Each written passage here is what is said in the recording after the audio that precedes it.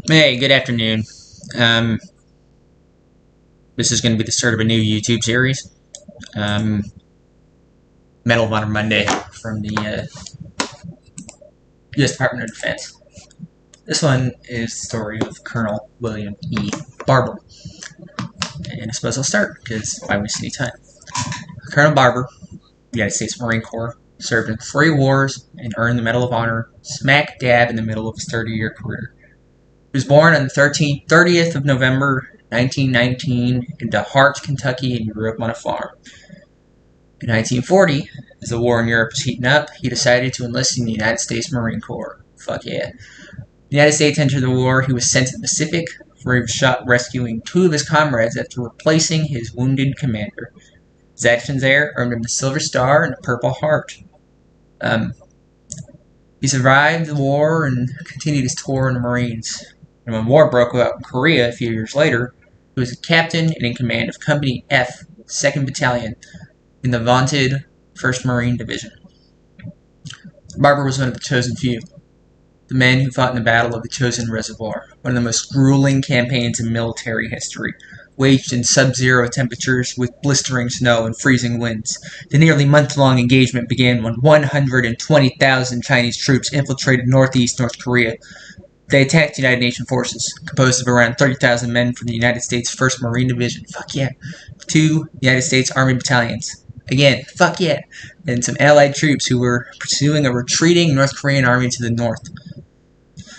The UN's lifeblood, their main supply route, and almost certainly a target of Chinese interest, ran through the Toktung Pass, a narrow, steep, 3-mile mountain road below the reservoir. Both the United Nations and the enemy knew that control over this pass would have a decisive advantage. It was this pass that Colonel Barber, then he was captain, and his 240-man company were tasked with defending on November 28, 1950.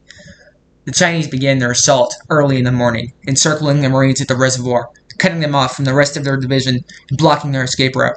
Despite the encirclement, tantamount to siege, Barber encouraged his men to stand fast and hold their ground and was able to radio for airdrops filled with food and ammunition and medical supplies, as well as direct fire into the enemy. On the second day of fighting, Barber received orders to withdraw to the east and conduct a fighting retreat towards Agaruri in order to be relieved. However, the 2 units sent as relief had already been repelled by the Chinese. It was a shitty option. Barber had to make a decision. He occupied a strategic point. To the west at Udamni were 5th and 6th regiments comprised of over 10,000 men. They were also under attack by the Chinese, but it's a given. To the east, the 3,000 Marines at Haguri, which would place those men at risk. That withdrawal would threaten them. Barber decided his command was expendable. He had a necessary mission. The vital point had to be held, or we would lose more men. And so it was. Barber asked for permission from command to hold his ground at Fox Hill. He did not wish to abandon wounded men, nor risk losing the Toktung Pass. Command granted his request. Barber suffered 2 injuries during the stand, but he retained control. And this is directly quoted from his citation from the Medal of Honor. Often moving up and down the lines on a stretcher to direct the defense. For 5 days and 6 nights, 120 hours give or take, but I ain't the best at maths. Chinese troops made repeated attempts to break Fox Company's position. They were unsuccessful, and 1,000 of their number lay dead. The 5th and 7th Marine Regiments were able to break their encirclement and relieve Fox Company of the 250 men who fought under Barber. Only 82 were able to walk away. Here's another citation. His profound faith and courage, great personal valor, and unwavering fortitude were decisive factors in the successful withdrawal of the division from the death trap in the Chosin Reservoir sector, the citation read.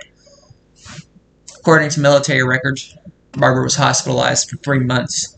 Eventually, all of the remaining UN troops were able to fight their way south and evacuate from North Korea, but the battle took its toll. The United States reported more than 12,000 casualties, including more than 3,000 dead. Chinese forces were decimated with an estimated 50,000 lost. Barber is one of 17 men who earned the Medal of Honor for his actions at Chosin on August 20th, 1952. Barber, then a major, received the honor from President Harry S. Truman in a ceremony at the White House Rose Garden. His wife and 2 children were there to witness it. Barber went on to serve as a psychological operations officer in Vietnam, PSYOPs, before retiring as a colonel in 1970. He died on the 19th of April 2002 at his home in Irvine, California. He was buried with full military honors at Arlington National Cemetery.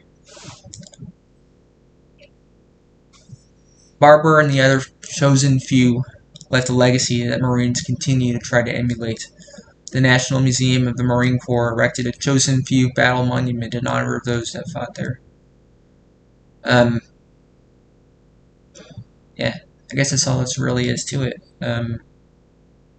Like, subscribe, all that shit. Because YouTube. But, yeah. And this will be part of a new series, Medal of Honor Monday, because I figure more people ought to learn about history, and military history specifically. There are some badass people who got the Medal of Honor.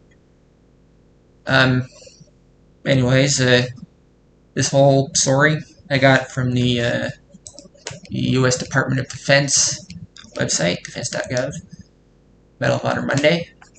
And, this particular article was written on the 2nd of December, 2019 by Katie Lang. And, yeah, I like to do more of these in the future because I'm passionate about it, awkward signing off thing now. Turning off the recording software. Medal of Honor Monday.